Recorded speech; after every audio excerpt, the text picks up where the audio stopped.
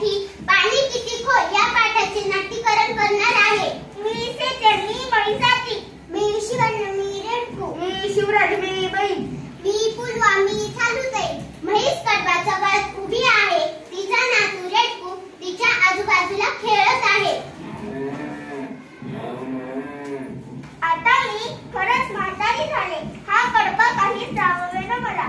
अरे बाळा, माझे एक काम करशील? हो सांग ना। ही कडब्याची पेंडी तेवढी नदी पलीकडच्या कडबा कुट्टीवरून कापून घेऊन येशील, म्हणजे मला कडबा नीट जगळता येईल। दे मला पेंडी बांधून, एक काम दे कुट्टीसाठी, आत्ता कापून घेऊन येतो। म्हैस रेडकाच्या पाठीवर कडब्याची पेंडी बांधून देते। रेडकू उड्या मारत नदी किनाऱ्याजवळ पोहोचते।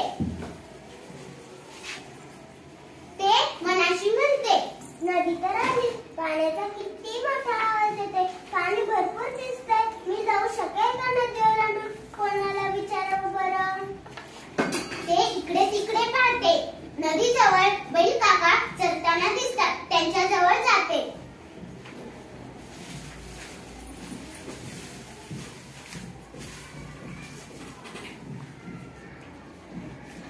बैल काका, मला नदी पलीकडच्या कडबा कुट्टीवर जायचे, आधीसाठी कडबा कापून घ्यायला, पण मी जाऊ शकेल का नदीच्या पाण्यातून? नदीला पाणी जास्त आले, मला भीती वाटतेय। अरे बाळा, काळजी करू नकोस, गुडघ्या इतकंच पाणी आहे, आरामात जाशील। नदीजवळ परत येते, पाण्यात पाय टाकणार, तेवढ्याच झाडावरची खारुताई त्याला हाक मारते, अले वेड्या, कुठे चाललास? नदीला पाणी किती आले, वाहून जाशील, मागे फिर। खारुताई, पाणी जास्त नाहीये असं बैल काकाने सांगितले, मला आरामात जाता येईल असं ते म्हणाले। मुळीच नाही, कालच आमची एक मैत्रीण पाण्यातून पलीकडे जाताना वाहून गेली, असा वेडेपणा चालू नको, मागे फिर। रेडकू विचारात पडते, गोंधळून जाते आणि घरी परत यायला निघते।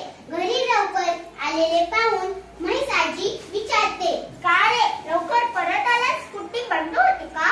नाही का आजी, मी कुट्टीला गेलोच नाही, नदीपासून परत फिरलो। नदीला पाणी खूप जास्त आलंय।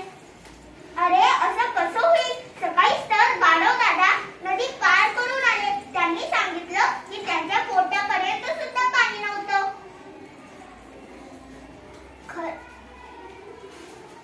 खरंच की, आलं माझ्या लक्षात, आत्ता घेऊन येते तुझ्यासाठी कडबा कापून। ते उड्या मारत